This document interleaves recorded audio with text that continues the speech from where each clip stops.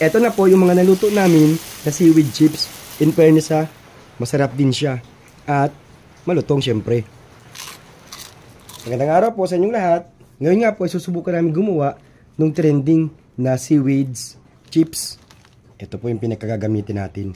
Ito pong spring roll wrapper, rice paper po ano. Saka po ito pong seaweeds. So, umpisahan na natin ito. Walang po tayo nitong isa nito. And then, isusok po natin dito sa tubig ng mabilisan lang po. Mabilis na mabilis lang po. Ayan. And then, patiktikin po natin. Patuluin po natin yung tubig.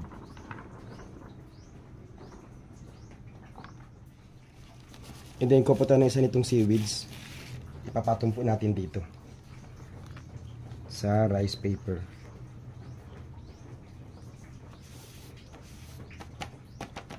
And then, patuyuin po natin ng konti.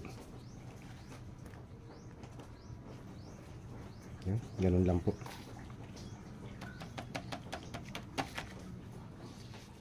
Konti lang po muna yung ginawa ko. Siya po pala, ingatan nyo po magpatong-patong at nagdidikitan po siya. Then ito po, patutuyuin ko lang po ng konting minuto. Siguro mga 30 minutes po.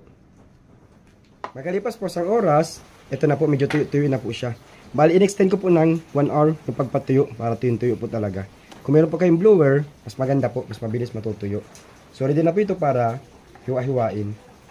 Gubitin lang po natin na naayon sa gusto natin ng laki.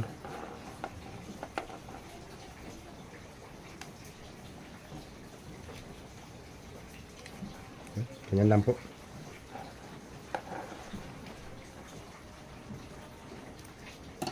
Ito lang po ang gagawin kong pagka mga laki. After po natin mahiwa-hiwa, ready na po yan para iprito. Ipainit lang po ako ng mantika. Ready na po tayo para mag-prito nito. Mabilisan lang po yung pag-prito nito. Madali lang po. At yan po ay natututong. Okay na po yan.